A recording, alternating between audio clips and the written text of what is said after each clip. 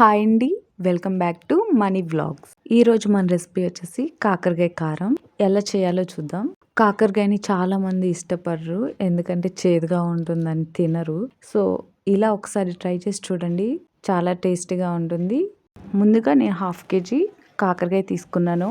వాటిపైన బొడుపులుగా ఉండేదాన్ని ఇలా రిమూవ్ చేసేసుకోవాలి. శుభ్రంగా కడిగేసి కట్ చేసుకోవాలి. మీకు ఇష్టం వచ్చిన షేప్లో మీరు కట్ చేసుకోవచ్చు. నేనైతే రౌండ్గా కట్ చేస్తున్నాను. సో అన్నీ కట్ చేసి పెట్టుకున్నాను. ఇప్పుడు ఈ కట్ చేసిన ముక్కల్లో ఒక స్పూన్ సాల్ట్ ఆర్ కలుపు వేసుకొని కలిపేసి ఒక 5 minutes పక్కన పెట్టుకోవాలి. ఇలా పక్కన పెట్టుకోవడం వల్ల ఇప్పుడు దాంట్లో ఉన్న వాటర్ అంతా తీసేసేయాలి. సో వీడియోలో చూస్తున్నారు కదా, ఇలా చేయాలి. సో ఇప్పుడు అన్నీ నేను అలానే వాటర్ తీసేసి పక్కన పెట్టుకున్నాను. ఇలా చేయడం వల్ల కాకరకాయలో ఉన్న చేదంతా పోతుంది అండ్ ముక్క కూడా త్వరగా ఫ్రై అవుతుంది.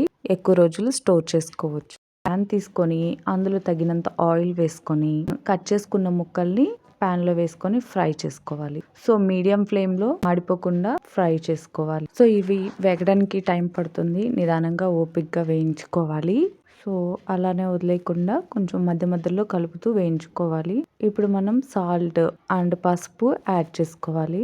సాల్ట్ కొంచెం చూసుకొని యాడ్ చేసుకోండి, ఎందుకంటే ఆల్రెడీ ముక్కలో వేసాము అండ్ ఇంకా కారంలో కూడా వేస్తాం కాబట్టి ఓన్లీ ముక్కలకి సరిపోయేలాగే వేసుకోండి.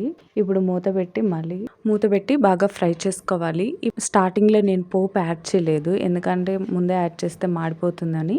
ఇప్పుడు యాడ్ చేశాను. ఇప్పుడు ఆల్రెడీ కాకరకాయ ముక్కలు సగం ఫ్రై అయిపోయాయి. ఇప్పుడు వీటితో పాటు ఈ పోపు కూడా ఫ్రై అయిపోతుంది.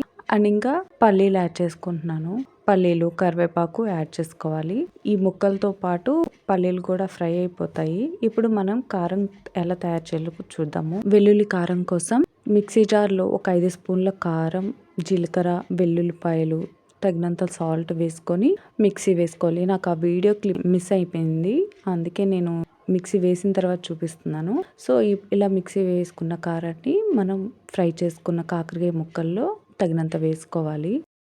అంతే అండి, చాలా టేస్టీగా ఉండే వెల్లుల్లి కారంతో కాకరకాయ ఫ్రై రెడీ అయిపోయింది. ఒకసారి ట్రై చేసి చెప్పండి.